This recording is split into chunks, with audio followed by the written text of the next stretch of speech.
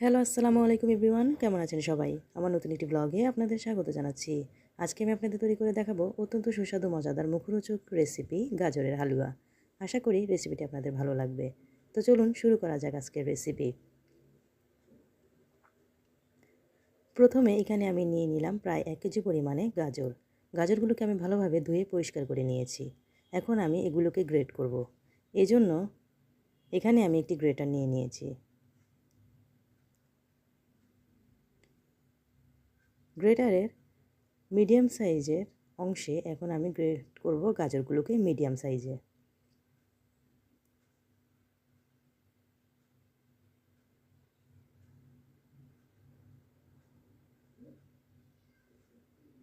গাজরগুলোকে great করার পর এখানে প্রায় আমার 2 কাপের মতো গাজর হয়েছে। এই গাজর কুচিগুলোকে এখন আমি চুলাতে রান্না করব। এজন্য চুলাতে একটি পাত্র বসিয়ে দিলাম। তার মধ্যে দিয়ে দিলাম ঘি 1 টেবিল চামচ পরিমাণে। চুলার আঁচ এক্ষেত্রে মিডিয়াম থাকবে। তার মধ্যে এখন আমি কিছু মশলা দিব। 2টি এলাচ, 1টি দারচিনি এবং 2টি তেজপাতা দিয়ে দিলাম। মশলাগুলোকে এখন আমি ঘিয়ের মধ্যে একটু ভুনে নেব সুঘ্রাণ ছড়ানোর জন্য।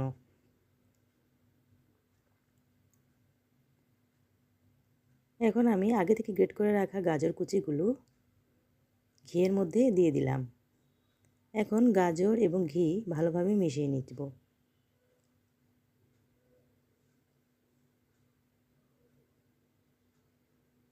নেড়ে চেড়ে ঢাকনা দিয়ে রান্না করব 5 মিনিটের জন্য, গাজর থেকে পানি বের হয়ে আসা পর্যন্ত।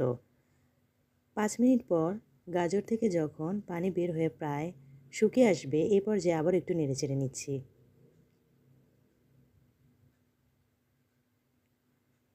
এখন তার মধ্যে দিয়ে দিব আগে থেকে একটু জাল করে রাখা লিকুইড দুধ 2 কাপ পরিমাণে।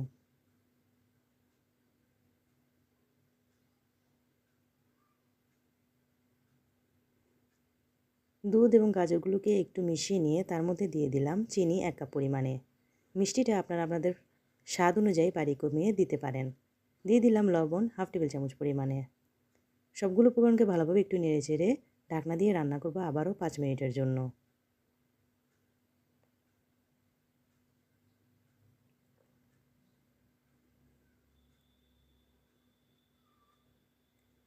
5 মিনিট পর যখন দুধে এবং গাজরে বলক চলে আসবে এবং মাখা মাখা হয়ে আসবে, এই পর্যায়ে দিয়ে দিচ্ছি 1/2 কাপ পরিমাণে নারকেল কোড়া। সাথে দিয়ে দিচ্ছি কিশমিশ, কাজু বাদাম, কাঠবাদাম। সবগুলো উপকরণকে ভালোভাবে নেড়েচেড়ে মাখা মাখা হয়ে আসলে এবং গাজর যখন নরম হয়ে আসবে, এ পর্যায়ে আবার